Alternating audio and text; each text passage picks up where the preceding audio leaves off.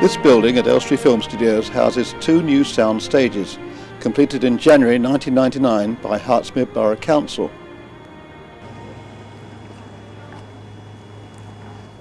Stage number 1 is the setting for the official opening by His Royal Highness the Prince of Wales. Stage number 2 is not quite complete, but is able to contain the hospitality marquee for this very special occasion. Security is extremely tight, and already some cameramen from the national press and television have been turned away. In the restaurant, the presentation lineup is being arranged.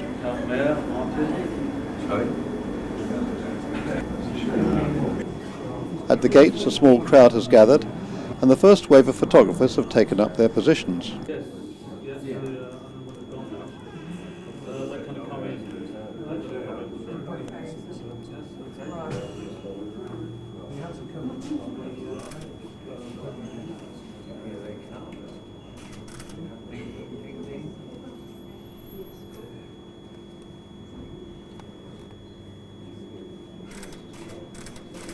The Prince was greeted by the Lord Lieutenant of Hertfordshire, Simon Bowes-Lyon.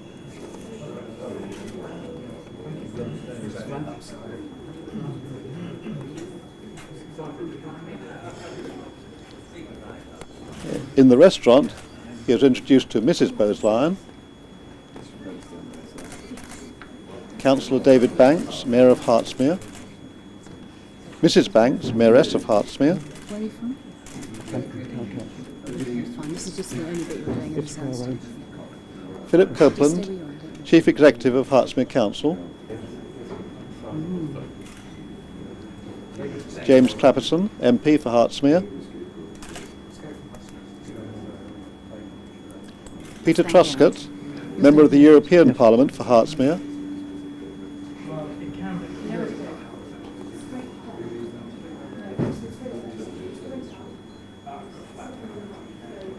Councillor Martin Haywood, Town Mayor of Elstree and Boreham Wood,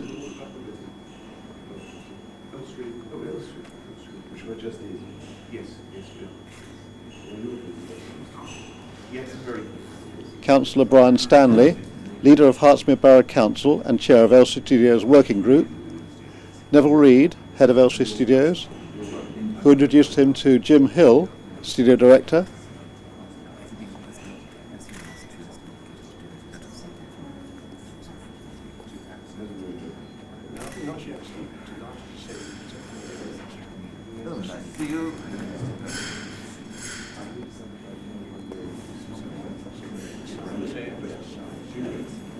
Julie Wicks, Studio Head of Marketing and Production, and Paul Welsh, MBE, Studio Consultant and Historian.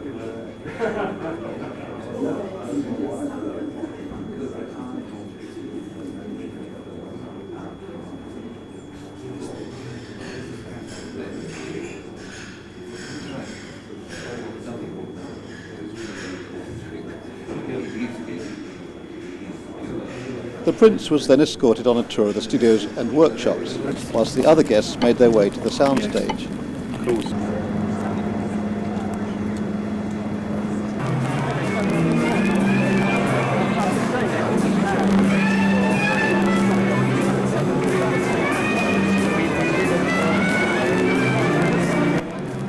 Here, displays of past and current work of Elstree Studios have been arranged by Weird and Wonderful, Controlled Endeavours, and scenic painters Chris and Liz Clark, some of the tenant companies now based at the studios. One new feature of the studios is a video link, which will enable visiting directors and producers to keep in close touch with their other productions elsewhere in the world while they're working at Elstree.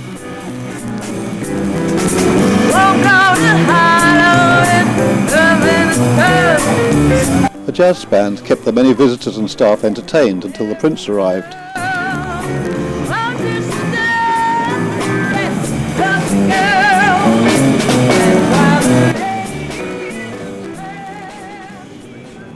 A hush in the atmosphere told us that the royal party was in the studio, looking at the exhibits, and they slowly made their way around to the dais.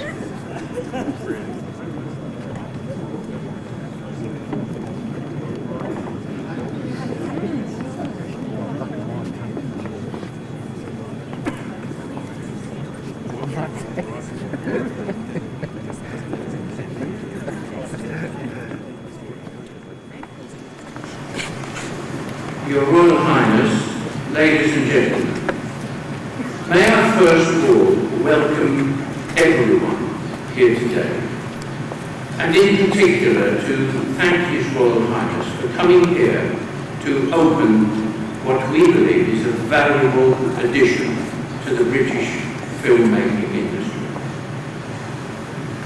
My name is Brian Stanley. I'm the leader of Hartsmere Council and chair of the film studio.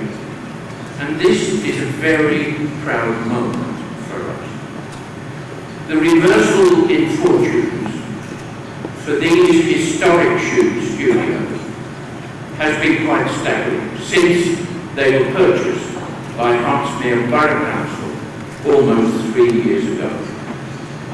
At that time, many buildings were closed. Some were near derelict through neglect. The successful Save Our Studios campaign, led by our own Paul Walsh, had been running for 8 years and was widely supported by local residents and filmmakers the world over. The council has refurbished most of the buildings, and the new management team have attracted nearly 40 tenant companies to relocate here, as well as bringing in over 50 productions since reopening. The council's refurbishment programme has culminated in the building of these excellent new sound stages, which incidentally are the highest in Europe. We're confident that Elstree Studios will play a major part in revitalising our local economy and, we hope, the wider film industry. These famous Elstree Studios are, once again, becoming a centre of filmmaking excellence, which all residents of the borough can be truly proud. New jobs are being created, new talent is being trained. So today, let the word go out that Elstree Film Studios are in business, are thriving, and determined to take their place once again as a major contributor to Britain's filmmaking industry. It gives me great pleasure to welcome the Prince of Wales to Elstree Film Studios, and I now invite His Royal Highness to address us and to unveil the plaque marking the opening of these new sound stages. Would you then, ladies and gentlemen, please welcome the Prince of Wales.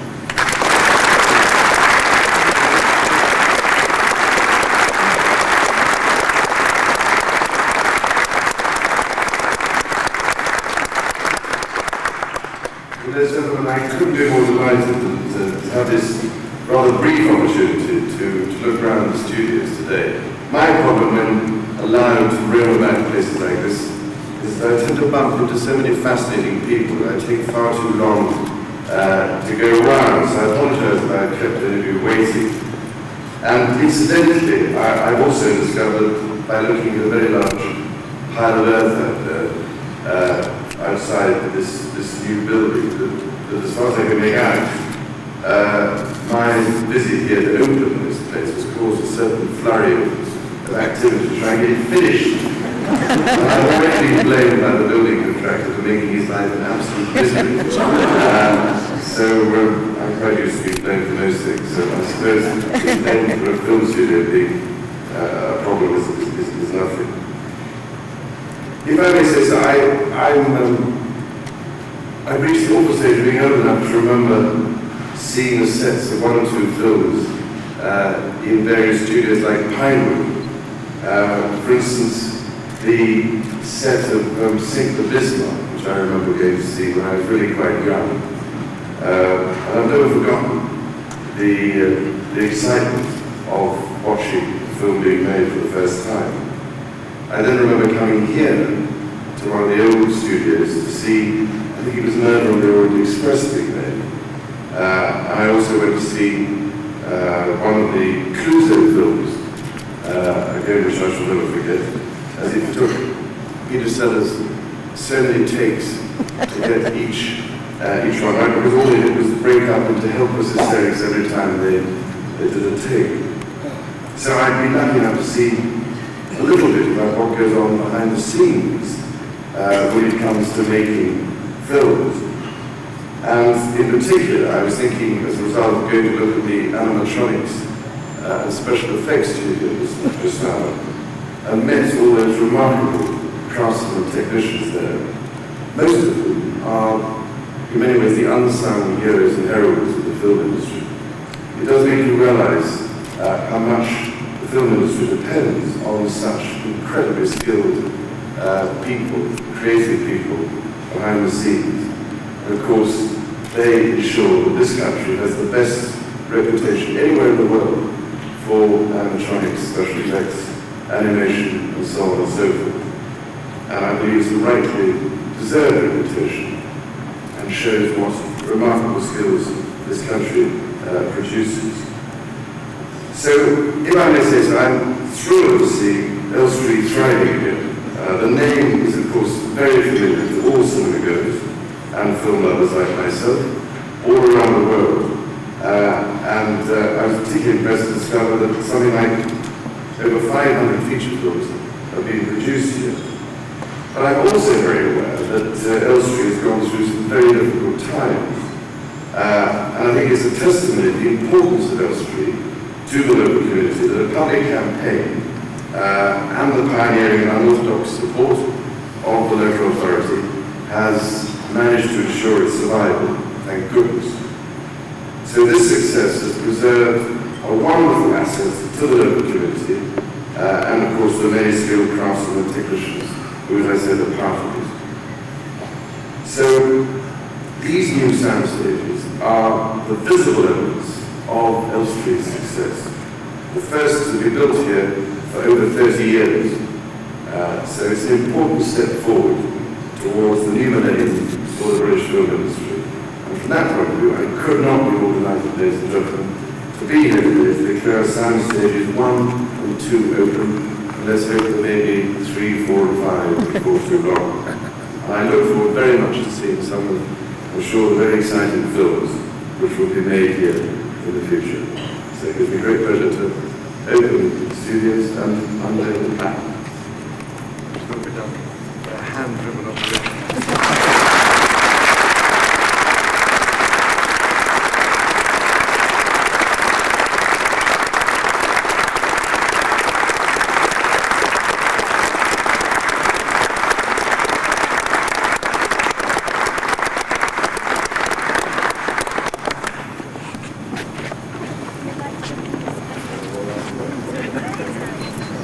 At this point, two children, Sam O'Connell and Olivia Wicks, presented His Royal Highness with a golfing umbrella as a souvenir of his visit, and two Elstree Studios baseball caps for Princes William and Harry.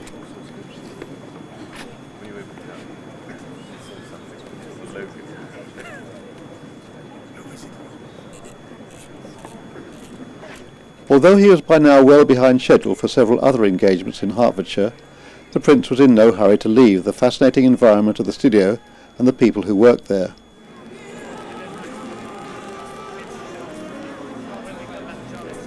This was a memorable day for Elstree Studios, for Hertsmere Borough Council, for Elstree and Boreham Wood, and for the press officer for the studios, Paul Welsh, who started making arrangements for this royal visit over 2 years ago.